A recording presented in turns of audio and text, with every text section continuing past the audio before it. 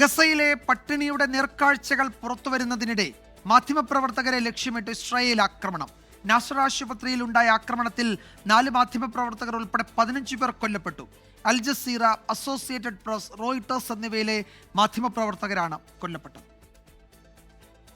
തെക്കൻ ഗസയിലെ നാസർ ആശുപത്രിക്ക് നേരെയാണ് ഡ്രോൺ ആക്രമണമുണ്ടായത്.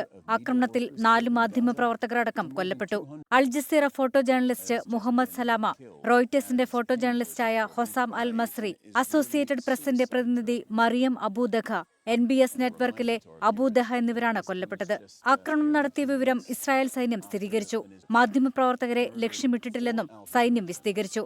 2 ആഴ്ച മുമ്പ് അൽ-ഷിഫ ആശുപത്രിക്ക് നേരെയുണ്ടായ ആക്രമണത്തിൽ 6 മാധ്യമപ്രവർത്തകർ കൊല്ലപ്പെട്ടിരുന്നു. യുദ്ധ റിപ്പോർട്ടറായ അൽ ജസീറയുടെ അനസ് അൽ ഷരീഫ് ഉൾപ്പെടെയുള്ളവരാണ് കൊല്ലപ്പെട്ടത്.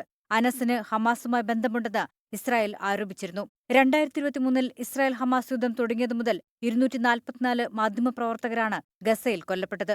International desk 24.